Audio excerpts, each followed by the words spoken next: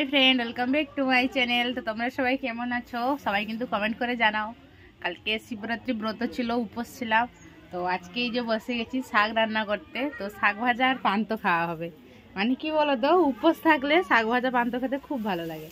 তো তোমাদের ভালো লাগে কিনা সবাই কিন্তু অবশ্যই কমেন্ট করে জানাও।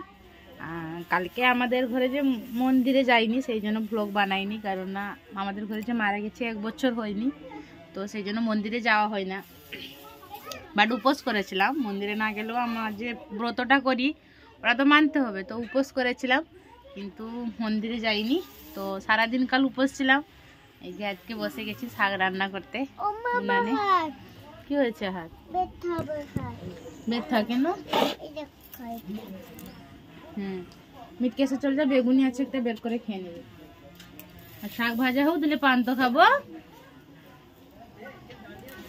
আমার মেয়েও টিউশন থেকে চলে এসছে পড়ে, তো সেও পান্তা খাবে।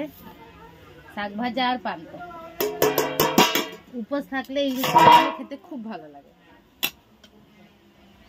বড় বেগুনিটা নিয়ে নিবি, চপ নিয়ে নিবি, চপ চপ, বেগুনি না চপ, সেগুলো নিয়ে আয় আমার কাছে, আমি বের করে দিব। হ্যাঁ, জরিটা নিয়ে আয়, আমি বের করে দিব।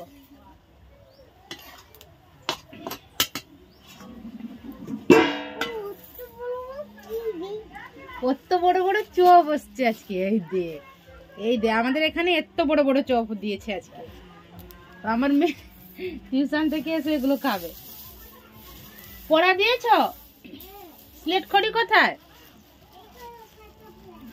ও, তো 2 দিন ধরে শরীরটাও অসুস্থ ছিল, তো তোমাদের সঙ্গে ব্লগ বানাইনি, ভিডিও শেয়ার করিনি কিছু। তো কালকে শরীর খারাপ, তাতেও আমি ব্রত করেছিলাম। এই ব্রতটা আমি বিয়ের আগে থেকেও করতাম, তো এখনো করেছি। আর বিয়ের আগে করে ব্রত করতাম শিবের জন্য, তো শিবের মতো বড় পেয়েছি আমি। শিব যেরকম রেগে গেলে তাণ্ডব করে, আমার বোনটাও সেই রকম, রেগে গেলে তাণ্ডব করে দিবে। শান্ত তো শান্ত। আর আমি একাও করিনি, কি বলতো, আমার হাজবেন্ড বাইরে থাকে, ও সেখানেও সে ব্রত করেছে, না খেতে গেছিল। তো তোমরা শাক ভাজা পান্তা খাবে তো সবাই চলে এসো আমাদের বাড়িতে, একসঙ্গে খাবো। পান্তাও করে রেখেছিলাম কালকে, বুঝতে পারলে তো? তোমরা সবাই চলে এসো। পান্তা আর শাক ভাজা, তার সঙ্গে পেঁয়াজ দিব, রসুন দিব, কাঁচা লঙ্কা দিব, খুব ভালো করে খাবো। তো চলে এসো সবাই, বাই।